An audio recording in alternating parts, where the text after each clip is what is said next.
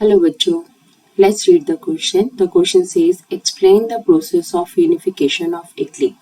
Question में हमसे पूछा जा रहा है, हमें बताना है कि इटली कैसे यूनिफाइड हुआ, उसकी यूनिफिकेशन किस तरह से हुई है. So let's read about the answer. The answer says, सबसे पहले हम इटली के बारे में अगर बात कर लेते हैं तो in 19th century it was divided into 7 parts. ठीक है, अगर हम 19th सेंचुरी की बात करें तो उस टाइम के ऊपर ये 7 पार्ट्स में डिवाइडेड था.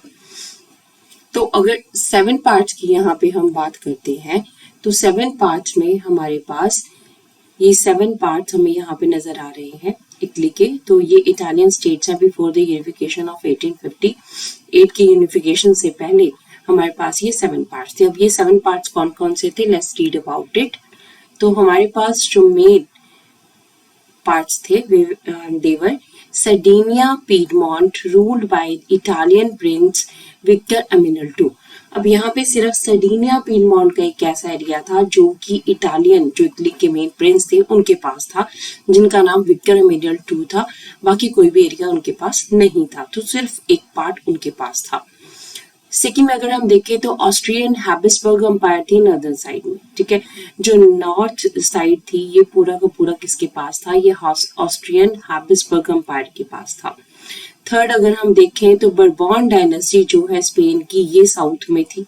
किंगडम ऑफ टू सिसिली की अगर हम बात करें तो ये बर्बन डायनेस्टी के अंडर था स्पेन की. फोर्थ हमारे पास सेंटर जो है इस पे उस टाइम के ऊपर पॉप का राज था जो कि पेपल स्टेट के रूप में फेमस है. So let's see on the map here.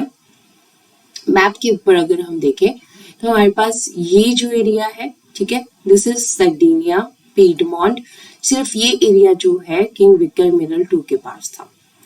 इसके बाद ये वाला जो हमारे पास एरिया है ये सारा ऑस्ट्रियन हंगेरियन अंपायर के पास था. पेपल स्टेट पॉप के पास थी. किंगडम ऑफ टू सिसिली, देखिए साउथ का कितना बड़ा एरिया है, this was with the bourbon dynasty.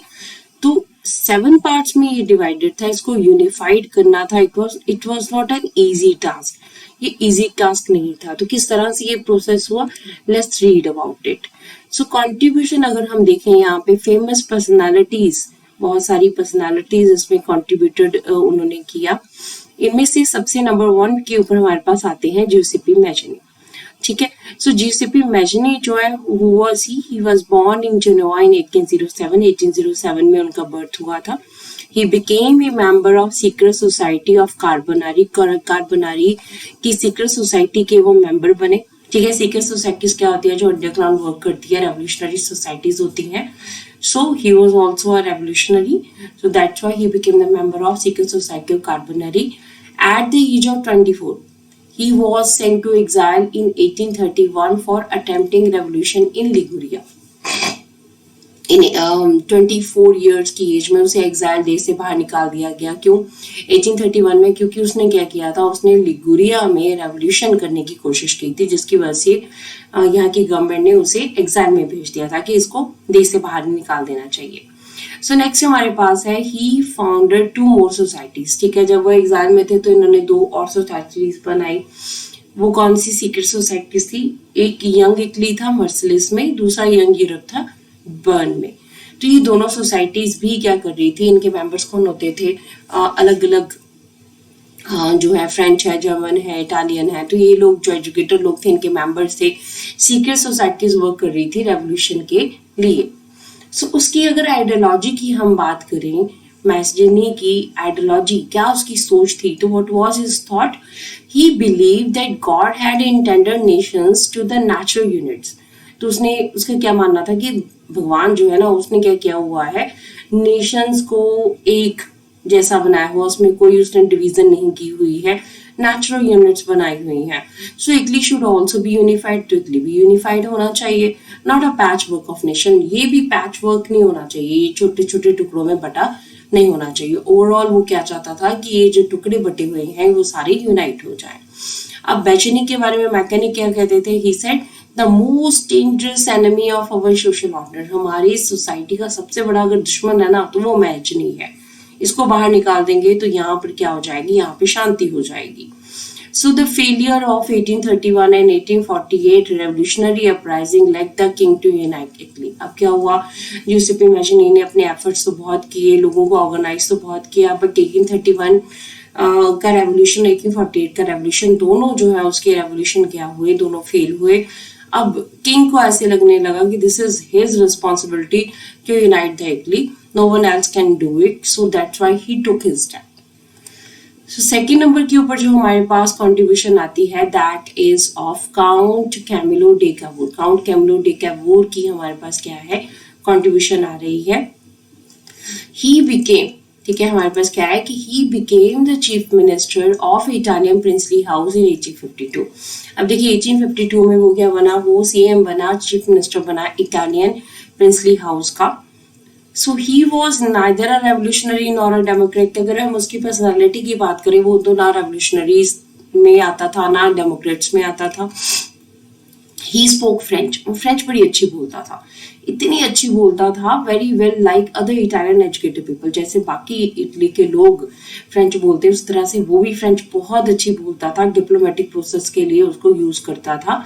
He did a tactful alliance with France and with the help of France he defeated Austrian forces in 1859 and captured that area। अब देखिए, अब क्योंकि वो काफी अच्छी जो है वो फ्रेंच बोलता था, तो इस वजह से क्या हुआ, उसने एक टैक्टफुल अलायंस किया, एक बहुत ही समझदारी से एक समझौता किया उसने फ्रांस के साथ, और फ्रांस की हेल्प के साथ उसने ऑस्ट्रियन जो हंगेरियन एम्पायर था नॉर्दर्न साइड में, वो सारे रीजन के ऊपर उन्होंने ऑस्ट्रिया हंगरी की जो पावर है उसको फिनिश कर दिया। तो इस तरह से नॉर्थ का जो एरिया था, वो नॉर्थ का एरिया अब इटालियन प्रिंसली हाउस के अंडर आ गया।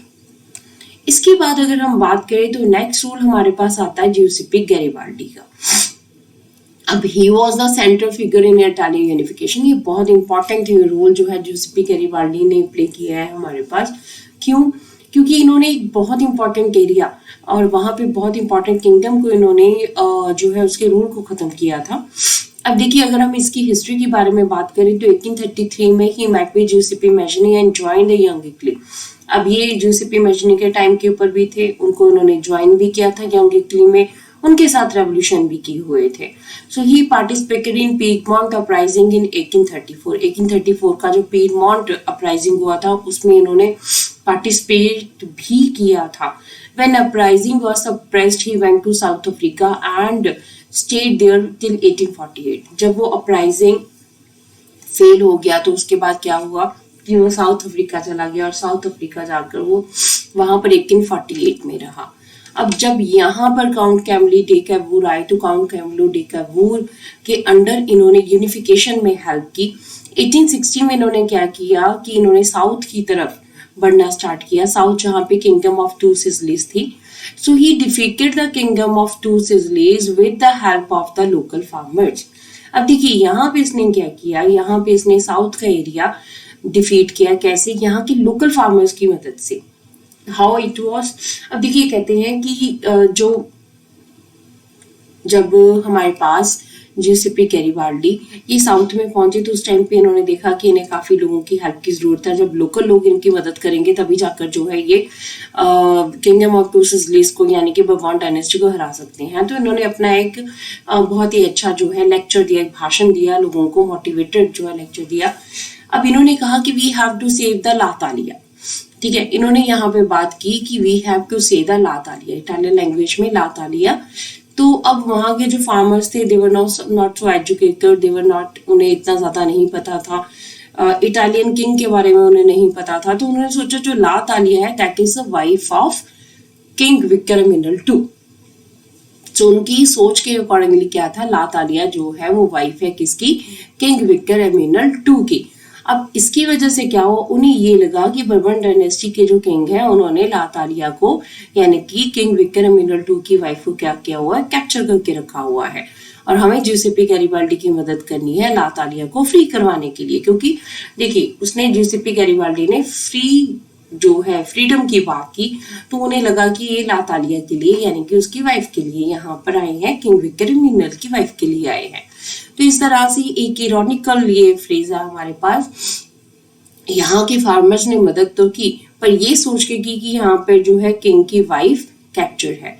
बट जब ये बर्बन डायनेस्टी को हरा दिया गया तो उस टाइम के ऊपर इनको पता लगा कि ला तालिया इज नॉट द वाइफ। ला तालिया जो है वो किसकी बात की जा रही थी? ला तालिया यानी कि इटली की बात की जा रही थी कि इटली को हराया जाए। इटली एक लेडी नहीं है, इटली जो है एक नेशन है जिसका वो एक पार्ट है। सो इस तरह से 1861 में किंग विक्टर एमेनुअल II जो है ये became the king of United Italy.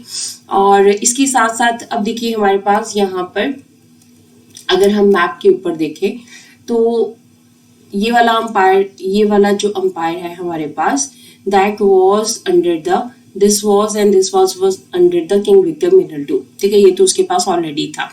ये अंपायर जो ऑस्ट्रियन हंगेरिया के पास था तो इसको अलग कर लिया गया। इसको जो है काउंट कैमरो डे कबूर के एफर्ट्स की वजह से एड ऑन कर लिया गया हमारे पास किंग विक्टर एमेनुअल II की टेरिटरी में। अब इसके बाद किंगडम ऑफ टू सिसिलीज, ठीक है, ये बर्बन डायनेस्टी जिउसेपे गैरिबाल्डी की वजह से इसको जो है एड ऑन कर लिया गया। अब हमारे पास सिर्फ एक एरिया रह गया पेपल का। पेपल जो कि पॉप के अंडर था, पेपल स्टेट जो पॉप के अंडर थी। तो पॉप के अंडर जो स्टेट थी इसको करने के लिए अपने जो है अपने बीच में यूनाइट करने के लिए, इटली के बीच में यूनाइट करने के लिए थोड़ा सा टाइम लगा। 1870 में ये यूनिफिकेशन जो है हमारे पास कंप्लीट हुई। फाइनली जो इटली एक 7 पार्ट से एक प्रॉपर 1 पार्ट में यूनिफाइड हुआ। बट यहाँ पे हमारे पास एक है कि 1861 में जब नर्दर्न एम्पायर, साउदर्न एम्पायर, ठीक है, ये सब यूनाइट हो गया तो किंग विक्टर एमेनुअल II को यहाँ का किंग बना दिया गया था। 1870 में पेपल स्टेट को भी एड ऑन कर दिया गया। इस तरह से यूनिफिकेशन जो प्रोसेस है इटली का, it became completed. Hope so you understood the question as well as the answer. Thank you.